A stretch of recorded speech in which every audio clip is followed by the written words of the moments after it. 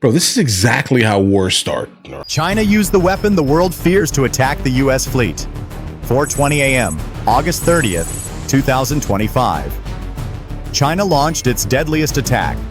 20 DF-21D ballistic missiles and 36 cruise missiles aimed at the USS Gerald R. Ford carrier strike group, a $30 billion fortress at sea with 4,000 American sailors on board. Okay. But the American shield held Setting firm. the stage. 55 of the 56 missiles were destroyed in mid-air. Only one warhead exploded near the Ford's hull, shaking the bulkheads but not crippling the ship. The carrier killer missed its target. Then came the counterattack. 30 Tomahawk missiles, Swift and 12 brutal, stealth no doubt. fighters, and 2 B-2 bombers turned Hainan and Guangdong into firestorms. By dawn, 70% of China's missile force had been destroyed. What happened to the sailors who endured that terrible moment?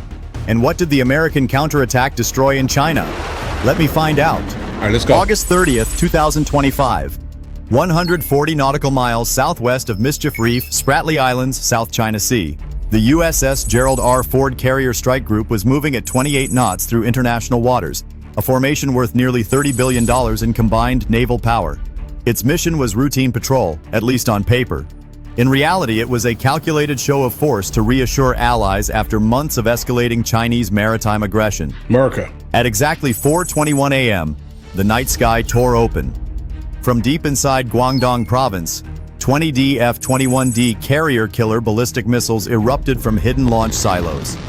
Each missile carried a 1,300-pound warhead and traveled at Mach 10, fast enough to cross 900 miles in under 11 minutes. Beijing's decision was not a warning shot. It was a declaration of intent. The first wave was followed almost preemptive. immediately by 15 H-6K bombers flying from Lingshui Air Base on Hainan Island. They carried 36 CJ-10 land attack cruise missiles, each with a range of 930 miles and programmed to strike the American task force from multiple vectors.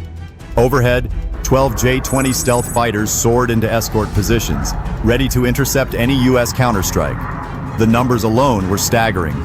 In less than 5 minutes, China had committed over $2 billion worth of advanced weaponry in a single strike package. Yeah, bro, but we see you coming Beijing from afar. believed the element of surprise, combined with saturation firepower, would overwhelm even the most advanced U.S. defenses. But the real shock was not just the scale, but the risk. By launching missiles The from the response, mainland guys. and Hainan Island, China crossed a line that no adversary had dared to cross in decades. The attack put more than 4,000 American sailors at risk. The launches were immediately recorded by Pentagon satellites, and sirens blared across the decks of every American warship.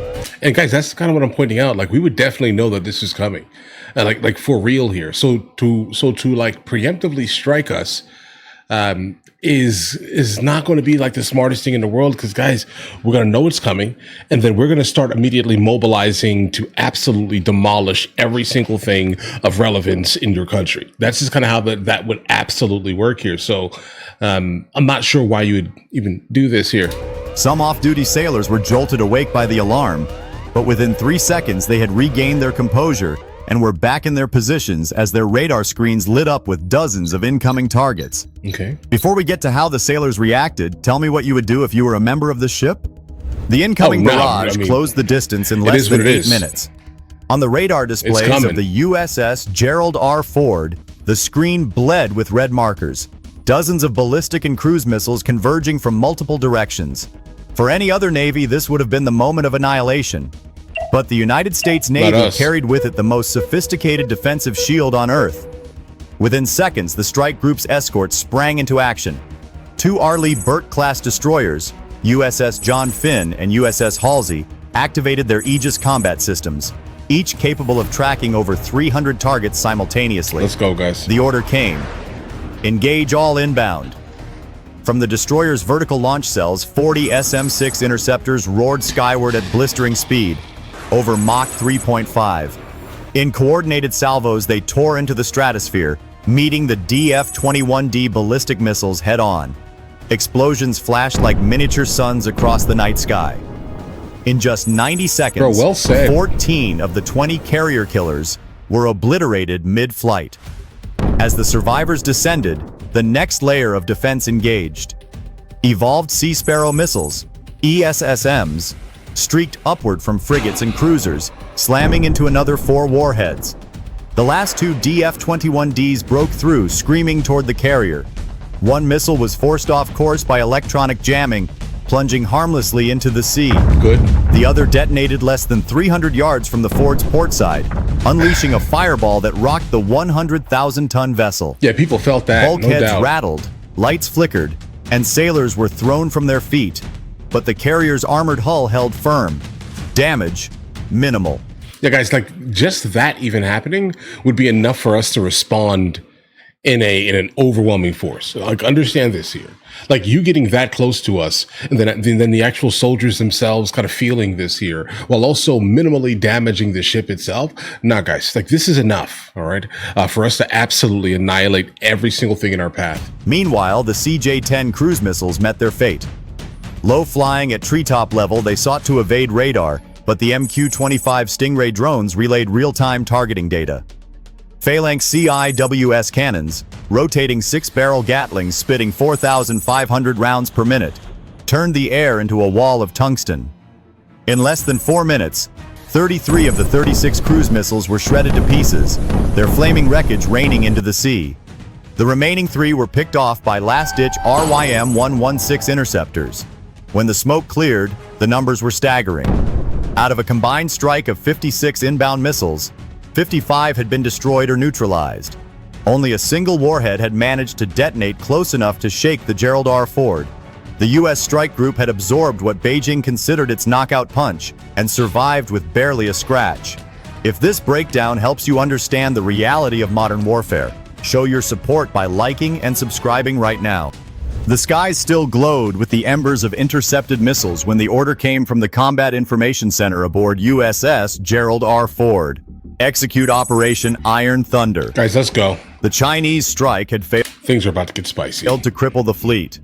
Now it was America's turn. The plan was ruthlessly precise. At 5:10 a.m., 2 Virginia-class submarines lurking in the depths, USS Illinois and USS Missouri, opened their hatches. From beneath the South China Sea, they unleashed a storm of 30 Tomahawk Block 5 cruise missiles, each carrying a 1,000-pound high-explosive warhead. Wait, hold the phone here, buddy. So you're telling me that they can launch from underneath the sea? It goes through, guys, I'm kind of like dumbfounded here. I didn't know that. I thought they had to basically come above the water in order to launch things in terms of like ballistics and things here, guys. But apparently, if they have the ability to kind of launch from underneath the ocean, all right, at depth, basically, I'm guessing, then that absolutely makes this thing even scarier than I thought it was.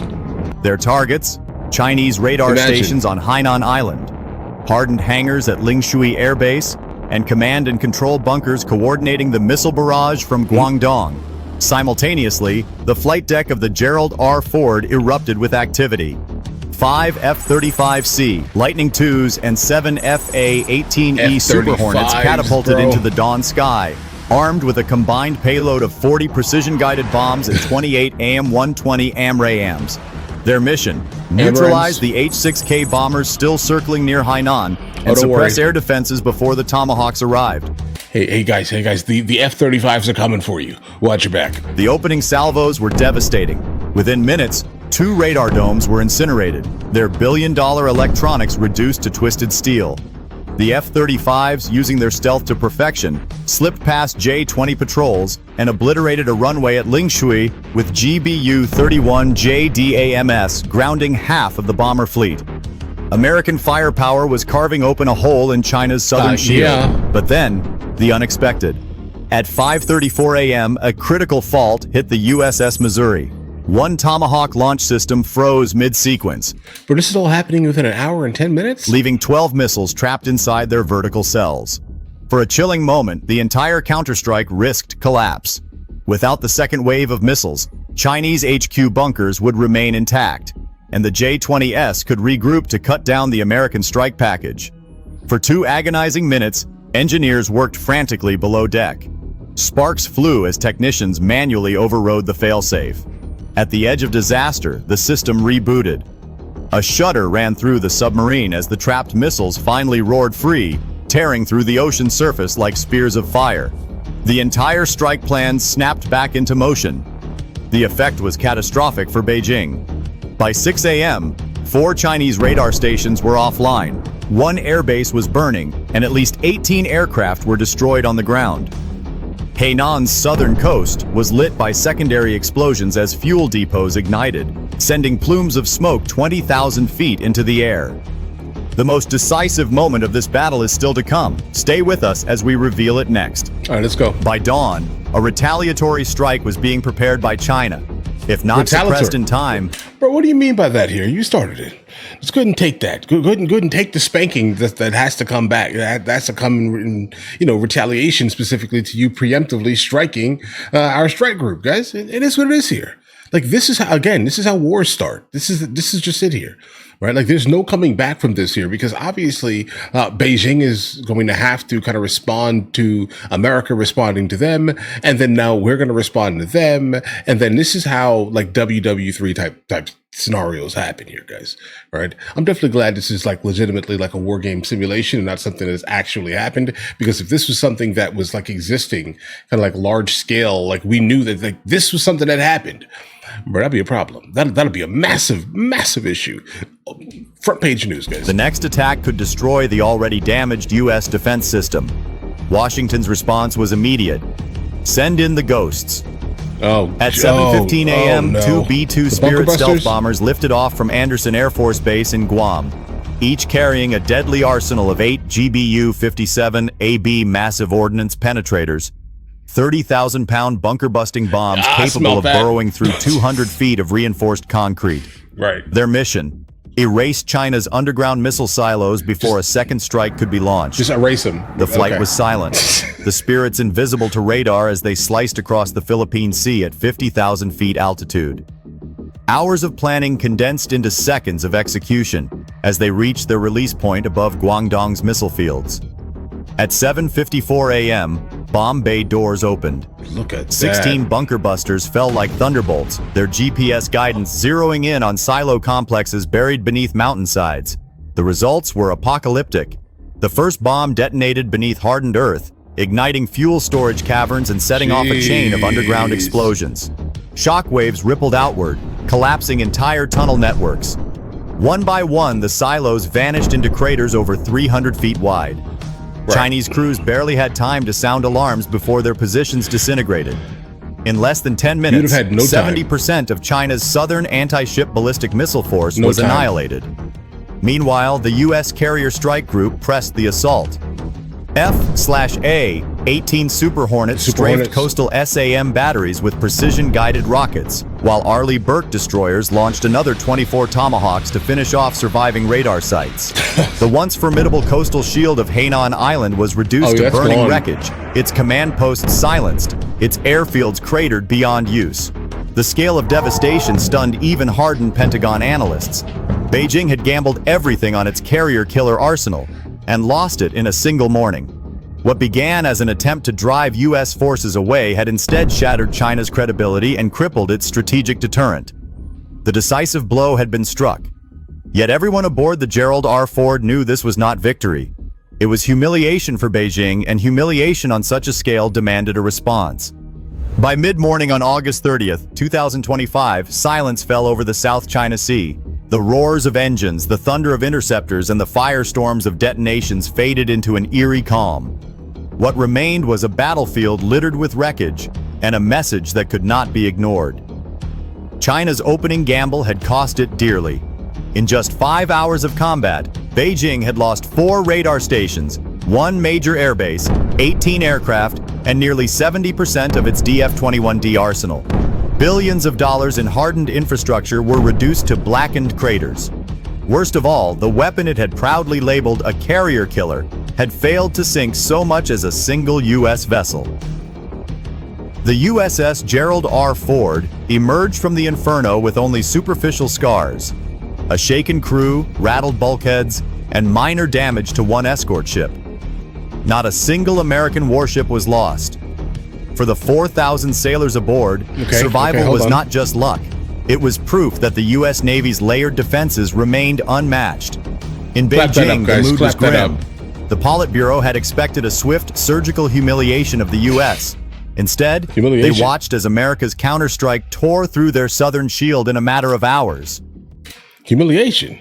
Is that what you thought? Propaganda could mask some truths, but the reality was undeniable. Their most advanced you guys missiles lost had that been one. hunted down, their air bases gutted, their strategy broken. Internationally, the fallout was immediate. Okay. Tokyo, Manila, and Canberra announced they would grant U.S. forces expanded access to their ports and airfields. NATO issued a rare statement of full solidarity in the Pacific. They would have to. Even neutral states voiced alarm at China's recklessness. Okay. Beijing had hoped I to can see that. intimidate. Instead, it had isolated itself further. The regret was not just military, it was strategic, political, and moral. What was meant to be a show of dominance had become a self-inflicted wound, a warning etched in fire across the South China Sea. Okay. America had answered the challenge, and the cost for China was humiliation on a global scale.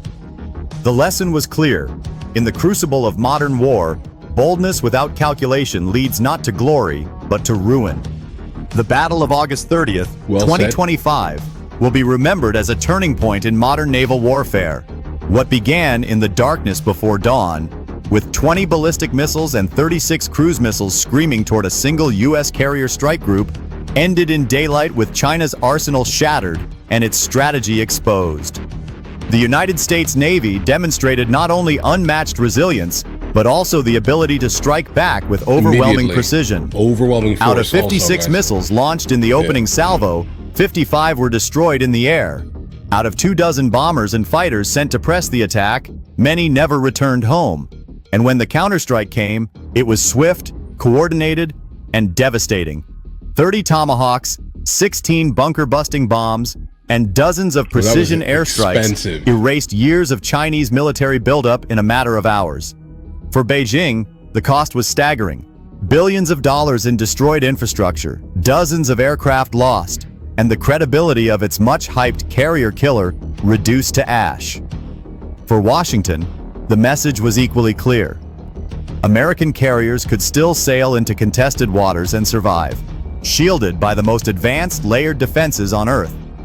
But beyond the statistics and the wreckage, this battle delivered a deeper truth. Okay. In war, perception is as powerful as firepower. China sought to intimidate and humiliate. Instead, it broadcast its weakness to the world. Allies rallied closer to Washington, while Beijing was left grappling with isolation, regret, and the heavy burden of miscalculation. The South China Sea, once a theater of threats and brinkmanship, had spoken in fire, and the verdict was undeniable. Striking first may light the fuse of conflict, but only those prepared to endure and retaliate will shape the final outcome. If you enjoy detailed analysis Well said, and strategic bro. Well perspectives like this, Hold on. please like, share, and subscribe. Okay, guys. Okay. Listen. Now, the overall analysis of this war game simulation here that we just encountered, I definitely think that a lot of that would probably end up happening if this was to actually come to fruition. And what's interesting is that this is a simulation that was basically leaked to the public from China. Now, and also understand here that there have been times, right, where they have actually sunk the Gerald R Ford here, guys, right? Specifically coming from the mid 2023, where they successfully sank it, right? Like within their simulation here. I'm not sure what that would look like, right? Specifically, because no one has ever sent me any like analysis specifically of that specific simulation here, right? But I definitely would like to see, what do you mean by that? How did that actually happen? And what would America's response be if that was to actually, if you sink the USS Gerald R Ford, just understand the rain and hellfire for the most part that'll be launched and levied towards your country. Okay. So just be fully aware of that. So I don't know where you're going with that one. Any of our aircraft carriers, our response is going to be absolutely brutal. Now, going specifically for Guangdong, I get it, because if that was the launching location specifically of all of this, of course, go handle that. But why not go for Beijing? I mean, it'll probably be like okay, hold on. I get it. Don't go for Beijing. Too many people there. I'm going to be honest here. Because if you do that, even it's like doing some type of self-defense action in your house, and you accidentally, you know, fire through your walls, and you accidentally, let's say, clip one of your neighbors through the walls, if that makes any sense here, guys, right? Yeah, you were trying to protect yourself and your life, etc., etc., but you then ended someone else's life that had nothing to do with it. So I do think that the overall public outcry would be absolutely abysmal if they were to actually, let's say, pivot and just attempt to hit Beijing, because there'll be a lot of people that would be lost there. So the whole Guangdong thing, I think, is probably the logical response, I would say. All right. But listen, guys, you guys have an absolutely amazing day. Enjoy your day thoroughly. If you guys are new here, please like and subscribe, and definitely send me more of these. I guess it took me a while to kind of understand what I was watching, because, bro, when you guys send me these videos, sometimes I'm like, yeah, these videos are cool, but like, why haven't I heard about any of these absolutely spectacular things that are going on here? Until, you know, with much research here, they are chronicling war game simulations. All right, I'm down. Listen, with proper context, all right, I get it. Now I understand. Yeah, like, what if this was to, you know, happen? It would be wild. A lot of these things seemed like they can easily spark like a world war, like almost all of them do, because, guys, they're a little bit extreme. All right. But I do think that the overall analysis of it itself would probably come to fruition. Like, everything that we just encountered feels like that would be us basically, you know, hitting back with overwhelming force. Guaranteed. We're definitely doing that, bro. I mean, we're doing that. We're doing that immediately. Okay. So either way, so don't do this, China. Don't do this. But either way, listen, you guys all have an absolutely amazing day. Enjoy your day thoroughly. If you guys are new here, please like and subscribe. And in the meantime, I'll catch you guys later. Guys, do you want to watch movies with me? I never actually thought to like promote it over here, guys. But if you guys do want to watch it, guys, we have hundreds of movies, and I mean hundreds of movies that we've reacted to. You guys can come watch them with me if you want to, along with you know, many TV shows. Currently, we're working on the show Dexter, along with Vikings, and we have a lot of series that are already completed. But if you guys do want to watch it with me, the link is in the description. Everything's available at the second tier. But of course, if that's not your thing, guys, don't worry. Right? Listen, like and subscribe.